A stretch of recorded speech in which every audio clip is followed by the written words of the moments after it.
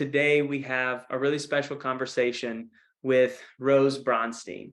And her son, Nate, was the victim of ruthless cyberbullying and just tragically took his life. The Bronsteins, they've taken action and they've created an organization, and they're doing a lot in this fight against cyberbullying and against some of these social media giants. And so really excited to talk with Rose today. I mean, we're on different parts of this fight, but we're really aligned in our mission to help keep kids safe online and really speak up for kids. So, Rose, thank you for your time today. Seriously. Thank you for having me. I want to start by talking about Nate, and then I want to get more into the work that you guys have done with Buckets Over Bullying. But I mean, you lost Nate at 15. He was in high school. He loved basketball, among other things. I mean, can you tell us about the Nate that you knew? Nate had a very vibrant soul. He was super, super intelligent. He loved sports. He followed sports. He was encyclopedic when it came to sports data. You could ask him any trivia question about sports and he could spit out the answer in seconds. He was really into the fantasy football leagues and the Oh yeah. basketball fantasy things. He's always managing multiple leagues at once. Always seemed to come out on top on those. He loved to play basketball, follow basketball. He loved playing the drums. Anything that he tried, he was just naturally good at. He had a magnetic personality. Kids were drawn to him. He had a lot of friends. He had a great sense of humor. Hmm. And he just enjoyed having fun, just hanging out. He was just a typical kid. One thing I want to talk about is I think a lot of parents that we interact with, they think, hey, this, I know this happens, but this would never happen to my child. And like you're saying, I mean, Nate was just your average involved teenager who loves sports. And there's a statistic that is really shocking to me, in that over a third of students say they've been cyberbullied in their lifetime. And I know, I mean, we see even data from like the CDC that, those who experience that are much more likely to turn to self-harm and other things that, they see as the only way out when they're in such difficult situations. But okay, a little bit of backstory on Nate too. And I want to talk about just for a bit the cyberbullying. So I know he was at the rival school of the Latin School of Chicago, and then transferred to the Latin school in the fall of 2021. And then after facing some bullying there, was looking to go back to the rival school. So, and it started at the school, led to the basketball team and Snapchat. Could you just give us a brief overview of, how this developed with Nate? He was at Francis Parker, and this is, of course, still during the pandemic. And like most parents, we were just beyond, like, we were just at our wits' end with all of our children being locked up at home and not going to school in person. So in early spring of 2021, the Latin School of Chicago had made a formal announcement that in the fall they were opening up back in person. They were eliminating Zoom. Francis Parker at the time had not made that commitment. So as parents, because we knew it was best for him to be in school, we applied him to Yeah. the Latin School of Chicago. He got in, and we had a family conversation. We said, "Are you okay with doing this? We really benefit you to be back in the classroom." So we all agreed. And of course, by fall, Parker had also committed to being back in the classroom, but we had already moved Nate over. As soon as he got to Latin, just he was not onboarded correctly. He did not have the support that a transfer student as a sophomore would have needed Yeah. coming out of the pandemic. All the kids having been at home online for a year and a half. There was just like a lot of things working against him. That And is a lot. yeah, the school did not have the right system in place to onboard him correctly. So right away, he just felt isolated, ostracized. He wanted to go back to Parker. And because he was so upset, he was skipping school. Mm. He was adamant about going back. So September, October, November, we go through just a lot of stress in our home trying to figure out what to do. And we actually did get him out. We went back to Yeah. Parker. He went into the school. He met with the administrator. He asked if he could be let back in. He explained why. He said he wanted to be back at Parker, and the administration made the exception and said, yes, you can come back January 24th of 2022. So in our home, we thought, okay, we got through Yeah. these horrible few months. He'll finish out the semester at Latin. He'll take his finals, he'll get organized, and he'll go back to Parker. We're done. Like, we'll just put this behind us. We made a mistake. We shouldn't have moved him. In December, the weekend of December 10th, 11th, 12th, there was a basketball game between Parker and Latin, and they've been rivals for decades. And it's not healthy rivalry. I have a huge No. issue with it. It's not healthy at all. That toxicity needs to change. And because my son had been at Parker and had played basketball at Parker, he was accused of making a post on Instagram implying that Latin was winning the game, and the basketball team and kids outside the basketball team just decided to attack him, harass him, insult him, threaten him because he had shown loyalty to Parker. And now we know, based on the information that we have, that my son didn't even make that post. He was covering for somebody else. This is where parents that are listening, they need to understand how dangerous Snapchat is. He was being constantly harassed and attacked throughout the night. Then another Latin student decided to make a Snapchat post with his face on it, with his middle finger in the air from his bedroom, with other kids there, and it started to have derogatory statements targeted towards my son. Yeah. What happened was, when that kid sent out that Snapchat, other kids were grabbing it, they were layering it Yeah. with Yeah. with more threats, with more emojis, a lot of language that we actually had to look up to understand what it meant. It comes from like the gangster world of rap and language that is foreign to us, but a lot of it is threats Yeah. to himself and threats to his life. And it kept being reposted. Yeah. There's still information on there that we have not found out who added to it. And I don't know if we ever will, but there are students out there who participated in it that we just don't know who they are. And so it created this viral effect, and it circulated not only within the Latin school, but then it got pushed out to the Chicago community, to other schools. Yeah. And my son knew that this was being circulated behind his back. He knew that he was being insulted. Before he went on Sunday, December 12th, he sent an email to the dean of students at the Latin School of Chicago, asking for help, that he was being cyberbullied behind his back, and it was circulating, and he was very frustrated and angered, and he didn't like being treated this way, and asked the dean, what are you going to do about this? And he attached a copy of the Snapchat. So in that Snapchat, it identified 3 students who were a part of it already. 2 of the students' names were at the top of the Snapchat image, because every time a person grabs a Snapchat and resends it, your name comes up, and it even says the timing. It'll say like 36 seconds later, 52 seconds later. And then as well, it identified the student who actually created it. So the administrator had evidence. Like, you cannot argue it's documented evidence with 3 students on there. So the next day, we understand that they had a meeting, an in-person meeting. We're not very clear on what happened in the meeting, because the Latin school is not sharing that with us. But what is just another punch to my gut and my soul, and it just burns my soul every single day I walk around, having to absorb this and carry it with me. In his email, he said, I am being cyberbullied. And the dean of students responded back to him and minimized his report by calling it social media behaviors. And I think what you're saying is something we see over and over again, in that a lot of people, especially teens, are willing to say things online that they would never say in person. Exactly.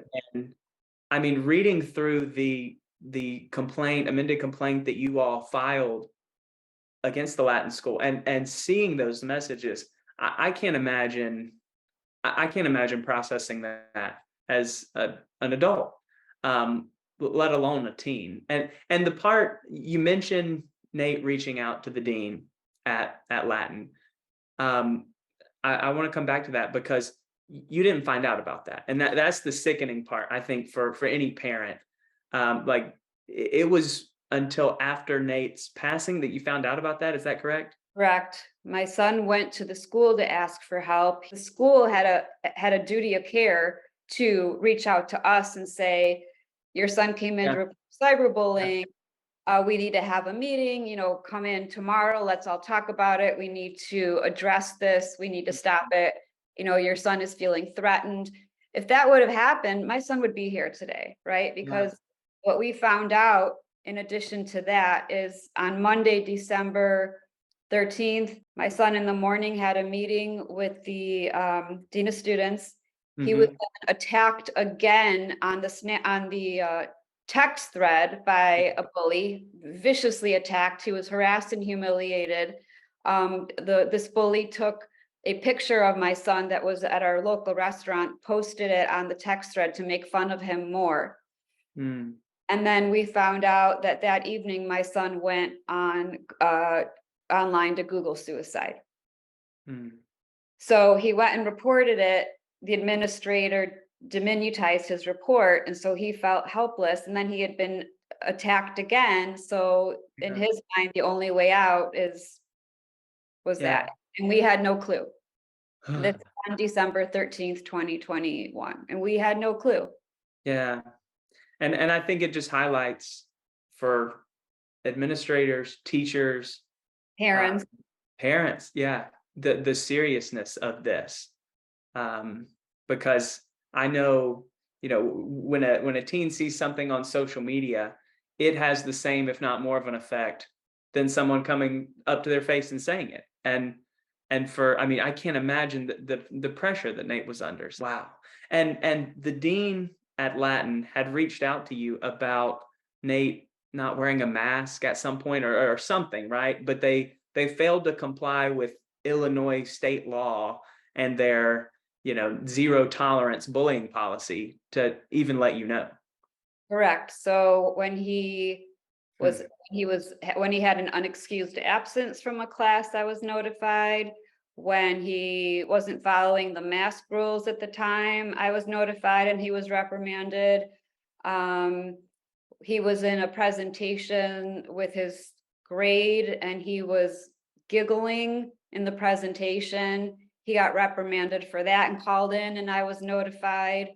But when he reported cyberbullying, I was not notified. And yes, we have Illinois bullying policy that states that, and at the time it was very generous that schools had to make best efforts and had 10 days, a 10-day notification Hmm. period to let parents know if a child had reported an incident of cyberbullying. And they just never notified us. They had plenty of opportunity before January 13th, Hmm. 2022, when we lost him, to notify us that he had been a target. If you're speaking to a school administrator in light of this, I mean, I know you understand and you've experienced the politics of it all and how that can get in the way of just putting the students first. I mean, is there anything you would say, a challenge you would leave them with? Absolutely. I challenge every school administrator to take every report of cyberbullying and or bullying seriously. Just like every school administrator in the country is a quote unquote mandated reporter. By law, they have to report to whomever is in charge, whether when they see signs of child abuse or child neglect. At this point in time, bullying and cyberbullying needs to be brought up to that level. You cannot ignore a report of bullying or cyberbullying. You cannot, because we are at the point where it is so dangerous that it is leading and has led to deadly consequences, not just for my family, but for thousands and thousands of kids across the country. And it just keeps getting exponentially worse. Yeah, that's powerful. And I think what your family has highlighted is quite clearly a more systemic issue at Latin, and you've talked about survivors of Latin, and there's multiple other people echoing a similar vein with that specific school. And I don't want to spend a lot of time there, but I do want to talk about your litigation. So you've sued the Latin School of Chicago, and the part that I think just blows me away is how you and your husband are committed to dedicating any money gained, all the notoriety. You really want to go toward philanthropic efforts against cyberbullying and helping other kids who might be in a similar position that Nate was in. So how did you all come to that point? Well, first of all, I don't want any monetary award that ever gets awarded to us. I don't want to touch it. I don't want to have anything to do with it. To me, to put a price tag on my son's life is just sickening. That you can't put a price tag on anyone's life. But as we know, in these days and times, the only way that you can create change or compel people to behave better is hitting them, with financial liability. So we hope to turn that into good and use anything that comes out of, we'll see what happens, but to support organizations that are expert led and credible, Yeah. um, to support our mission to eradicate cyberbullying. We're beyond raising awareness of it. Everybody's aware of it. Everyone talks about it, but nobody does anything about it. And we need to start with education. I don't think parents, like in my peer group of my generation, are fully aware or truly understand how dangerous digital devices and social media are to our children. So we need to educate parents, and we need to educate the children that are using social media and that are on phones. And the only way to do that is to get into the schools with with curriculum that supports this. Yeah. Um, so education first. I don't think parents understand that the digital devices that have been given to our kids are weapons. Yeah. They are weapons being used to hurt our children, and those same digital devices, children are using them as weapons to hurt each other. Yeah, we work with a lot of families and schools, and when we see tragic incidents like that, I hear some of the trollers will say, this is a parenting flaw, or that if only they had been more involved, and and I really don't think that's the case at all. I think we have these platforms and devices that have exploded in recent years with features and all these things. And as a parent, you can do all the right things, and still your child can slip through the cracks because what you're highlighting, these platforms, devices, they are not designed with the protection of teens in mind. And even in the case of Snapchat and your specific incident, which I want to really lean into, is the unwillingness to even work with you after this tragedy, after Nate took his life. You've reached out to Snapchat, and what have you heard back? I actually was given Evan Spiegel's email address, his personal email address. He's the CEO of Snapchat. Yeah, yeah. And I sent him an email, a very lengthy email, explaining to him what had happened to my family and to my son. I had even sent him the accounts of the bullies who had attacked my son, So along you had the evidence. Yeah, it's not with the just evidence, yeah. right? I included the Snapchats, I included their names, their accounts. I had asked that these bullies be suspended from Snapchat, at minimum. There's got to be accountability somewhere, right?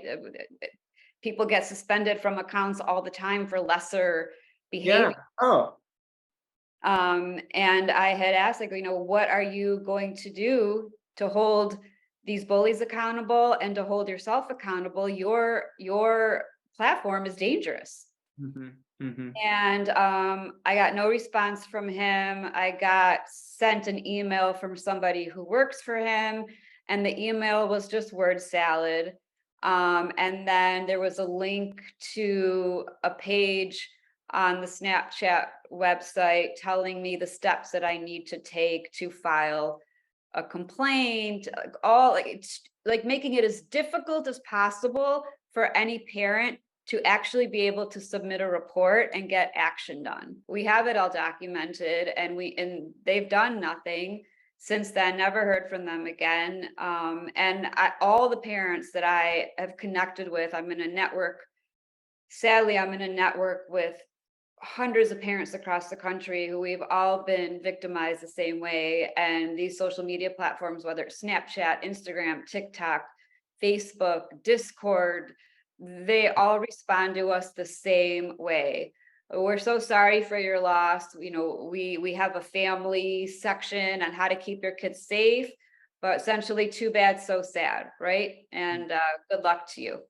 That's essentially, what they say to us. And it's just word salad, word salad. Yeah. To parents, I implore you, do not think that right now these platforms are protecting our children. They are not, they will not, and they don't care until at some point in time, hopefully sooner than later, we get some federal legislation passed to start to hold them accountable. But that process is very slow. There's a lot of politics behind it. So I don't see that happening anytime soon. Which is very frustrating because it needs to get, Oh, it it's is. urgent. Like federal legislation needs to be passed ASAP. In the Yeah. meantime, really the only way to protect our kids, or to at least get any action taken after you've seen your child being cyberbullied, is screenshot all the evidence, block the bully, get your kids off that platform, and go to law enforcement and get an attorney. I mean, Yeah. that's really where we're at right now. Um, Mhm. and I do know now that attorneys across the country, they're heightened now to how dangerous social media has been for our children. And I know attorneys' fees are extremely exorbitant. And when I've advised parents to get an attorney, they recoil at the thought, well, my first phone call is going to cost me hundreds of dollars. How am I going to afford this? So at least in Illinois, we partnered with an attorney here, Larry Disparty, and we were able to remove that barrier, the cost. And he's working with Illinois families here, offering pro bono legal services to families in crisis. And we're hoping with time, we build a network of attorneys across the country to have one in each state, so that Wow. when the family is in crisis, they have someone to reach out to. That would be ideal. Yeah. And then the other thing I want to tell parents, I wish I was more educated about this at the time. For example, if your child is being cyberbullied or bullied, and you've been to the school and reported it to the school administration, you've gone to the parents of the bullies and said, your child needs to stop, knock this off, your child is hurting my child, and you're being ignored and gaslit, you have the right to take legal action. You can file cease and desist. You can file restraining orders. There are things, you don't have to Yeah. automatically go to litigation, but there are uh, Mm. legal channels that are legal things in place that you can do to put parents on notice and the schools on notice, saying like, I've tried as a parent to protect my Yeah. child, you're not doing your job. So here's a warning. I am warning you that if you don't start to get your act together and come to the table to stop this abuse, then the next step is going to be a lawsuit. So, and that it's worked in Texas. Maureen Molak, she lost her son David also to cyberbullying, and she's been extremely successful in actually putting that system into law. And she's got legal aid services Mm. set up in Texas. They divided the state into three sections geographically, and Yeah. have legal aid on call every day to help families in crisis. And pre-pandemic, they had seen a 20% decrease in cyberbullying incidents because things like restraining orders, cease and desist letters are impactful enough where if you're a parent of a bully and you get a warning from an Yeah. attorney, Yeah. then the parent stops and says, okay, this is serious. I need to really sit down and talk to my child and tell them to knock it off. Yeah. Versus what I got when I said, your child is bullying my child, make it stop. And the Mhm. parent deflects and says, not my Johnny. My Johnny is an angel. My Johnny said he didn't do it, so I believe him. My child would never do that, which is never the case. Never the case. Yeah. it's sad that you've had to that many have to resort to that. Because I mean, even just going back to the Snapchat piece for 1 second, it blows my mind that Snapchat is largely unregulated and unmonitored. Yet a Pew study in 2022 among teens found that I think right at 59, 60% of teens report using Snapchat, and yet no accountability. I mean, we see cyberbullying, we see, I mean, fentanyl distribution, other drugs are distributed, solely using Snapchat. It's just sick. It's sick. But I mean, you mentioned the legal work with buckets over bullying. I want to talk about everything. I know you're hitting this fight from, you mentioned awareness, you mentioned the education, advocacy, and the legal front. What's your focuses with buckets over bullying? And also, I mean, the basketball part, I think that's neat because that's the name and the purpose came out of Nate's love for basketball, right? That's correct. The name came out of his love for basketball, so we were trying to honor him that way. And yes, we've hit our three pillars of our foundation: education, advocacy, and legal action. So I try to divide my time equally among Wow. the three channels that we're focused on. And after this happened, Tristan Jass, who's a social media influencer, and he's a phenomenal trick shot basketball Yeah. player. And my son was a big fan of his. He had heard about what happened and we had connected, and he just couldn't believe what had happened. He's like, how can I help? What Mm, can I do to make this stop? I'm happy to use my platform, because he has a lot of young kids who follow him, like kids as young as like 8 or 9. He's like, I can use my platform to spread positivity, to talk to the kids about how dangerous this is. So we were very grateful that he was open to working with us. So since then, we've been doing a lot of work together and trying to reach kids through the ethos of basketball, about sportsmanship, respect, mm, looking out for each other. If you see something, if you see your teammate or a classmate or a friend being bullied or cyberbullied, say yeah. something, don't ignore it. All the things that my son, how he was victimized, like how to do the opposite of that. Yeah. And so we try to do a lot of grassroots events with Tristan, because we feel that like that personal connection, the face to I love face it. is what's most impactful. What really makes my soul feel slightly better is the kids come up to me, my husband and to Tristan, when it's over, and they say, thank you so much for doing this. This was really meaningful. This is really fun. This is a great cause. And I have kids reach out to me saying, I want to be a part of this. How can I help? How can I contribute? So if even if it's just one by one child at a time, one teen at a time, then I feel like at least our work is impacting for the greater good. Oh yeah. I mean, even the bystanders, because I know there's especially in Nate's story that there was in everything I've read and seen some people that were kind of in between and eventually realized, hey, we got to quit nagging on Nate. Like let him be. But I think, by these events, by your awareness, if you can just help some of those people, those bystanders learn the importance of stepping in earlier, I mean, that can be a life save. At the end of one presentation, a student went up to the presenter, and again, this like got me right in the heart. This Mm. child had said to the presenter, I had no idea that what I was doing is considered cyberbullying. Oh, wow. And what they were referring to is, and I know a lot of parents are aware of this, when kids are on a group text or a group snap, let's say there's Yeah. 10, they'll take somebody out. Oh, yeah. That that is cyberbullying. It's intentional and it's harmful. You're purposely trying to exclude someone and hurt their feelings. And Mhm. after they had expressed that to the students, this child went up to the presenter and admitted, I've been doing that and I didn't realize that that's considered cyberbullying. Parents don't think that that's cyberbullying, and it is. It Yeah. is. It Yeah. is. And in another situation, a child had gone to the presenter and said, I'm being abused online.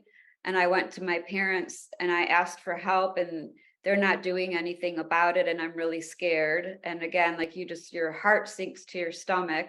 And we Yeah. immediately went to find the school guidance counselor and connect Mm. the student with the counselor and sent them off. But like at least that child had it in them to go and say, okay, I'm now realizing that I'm really under duress and I'm really being harmed. And we don't know what, we kind of pulled ourselves out, but at least we got that child Yeah. with the adult. Yeah. It's incredible how you're hitting this, because I think it is going to take all of us. It's going to take the education, it's going to take the awareness. And also, I think what we're both really believe in, I know it's slow, the legislative process is slow, but the prospects for legislation and seeing movement on Capitol Hill. So, and I know one thing that you've really spent time uh, pushing forward and talking about is COSA, specifically the Kids Online Safety Act, and I want to. It's a bipartisan effort, but for anyone watching, how can they reach out to their elected official? How can they learn more, get involved in this from a legislative front? Thank you for asking because it's really important right now and it's urgent. We need to get this law passed. I need parents around the country in whatever state you're in to reach out to your senators, Yeah. ask for a meeting, and ask them for those senators who have not yet co-sponsored COSA to Mhm. ask them to co-sponsor this bill.